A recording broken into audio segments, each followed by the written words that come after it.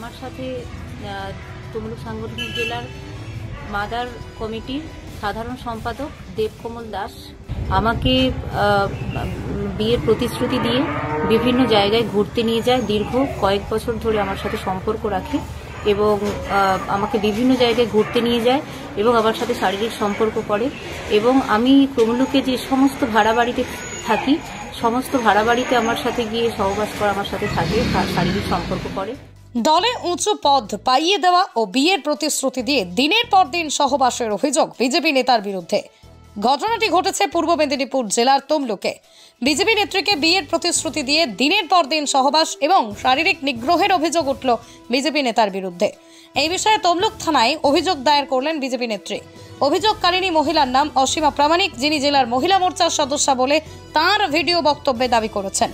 অপরদিকে যার বিরুদ্ধে অভিযোগ তুলেছেন তিনি হলেন দেবকমল দাস, যিনি বিজেপি তমলুক সাংগঠনিক জেলা সাধারণ সম্পাদক পদের দায়িত্ব রয়েছেন।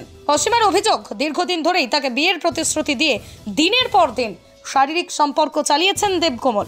শুধু তাই নয়, গত 14ই ফেব্রুয়ারি তমলুকের নিমতলায় তার হাত থেকেই ফোন কেড়ে নিয়ে সমস্ত প্রমাণ ডিলিট করে দেওয়া হয় এবং তাকে শারীরিক নিগ্রহ করা হয় বলে অভিযোগ অসীমার।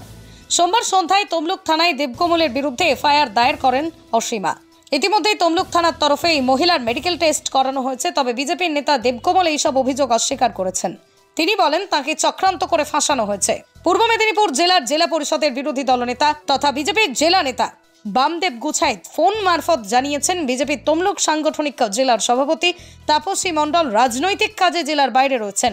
তিনি যতক্ষণ না ফিরে আসছেন ততক্ষণ দলীয়ভাবে কোনো মন্তব্য করা যাবে না। তবুও তিনি বলেন বিষয়টি খুব গুরুত্বপূর্ণ, তবে আইনের পথে চলবে। আমি অসীমা প্রামাণিক তমলুক সাংগঠনিক জেলার মহিলা মোর্চার সদস্য পদে এখন আছি। আমার সাথে তমলুক সাংগঠনিক জেলার মাদার কমিটির সাধারণ সম্পাদক দেবকমল দাস অত্যন্ত জঘন্য ব্যবহার করে। আমাকে বিয়ের প্রতিশ্রুতি দিয়ে বিভিন্ন জায়গায় ঘুরতে নিয়ে যায়। দীর্ঘ কয়েক বছর ধরে আমার সাথে সম্পর্ক রাখে এবং আমাকে বিভিন্ন জায়গায় ঘুরতে নিয়ে যায় এবং আমার সাথে শারীরিক সম্পর্ক করে এবং আমি তমলুকে যে সমস্ত ভাড়া বাড়িতে থাকি সমস্ত ভাড়া বাড়িতে আমার সাথে গিয়ে সহবাস করে আমার সাথে থাকে, শারীরিক সম্পর্ক করে এবং আমাকে বিয়ে করবে বলে দিনের পর দিন প্রতিশ্রুতি দেয়। গত ইংরাজি 14ই ফেব্রুয়ারি আমরা মহিষাদলে একটা পুজো, সরস্বতী পুজোর দিন একটা পুজোতে অ্যাটেন্ড করি দুজনই। তো সেখানে অ্যাটেন্ডেড করার পর আমাকে গেওখালি হয়ে নদী পেরিয়ে ডায়মন্ড হারবারে ঘুরতে নিয়ে যায়।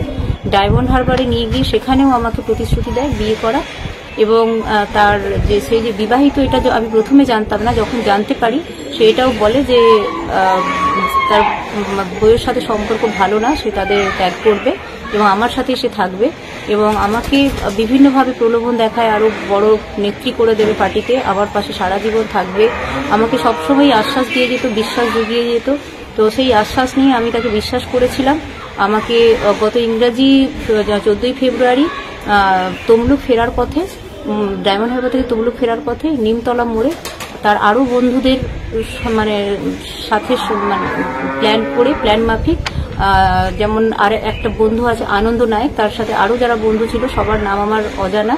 তো সবাইকে ওখানে ষড়যন্ত্র করে সবাই মিলে আমার ফোন কেড়ে নেয়। ফোন কেড়ে নিয়ে আমাকে অত্যন্ত মারধর করে ধস্তাধস্তি করে আমার কাছ থেকে ফোনটা কেড়ে নেওয়া হয় নিমতলা মোড়ে বাস স্টপেজে। তো সেখান থেকে নিয়ে ওরা রেগুলেটেড মার্কেটের ভেতরে ঢুকে যায়। একটা ডেরার মধ্যে গিয়ে ওরা সমস্ত কিছু আমার আমার যা কিছু ফটো, ভিডিও আর যা কিছু এতদিনের প্রমাণপত্র যাবতীয় সমস্ত কিছু ডিলিট করে দেয় এবং ওখান থেকে আমাকে তার পরের দিন ফোনটা যখন ফেরত দেওয়া হয় আমি জানতে পারি যে ফোনটার মধ্যে আর কিচ্ছু নেই। তারপর আমি ওর বাড়িতে যাই এবং সেখানে আরও ভয়ঙ্কর ধরনের ঘটনা ওরা ঘটায়।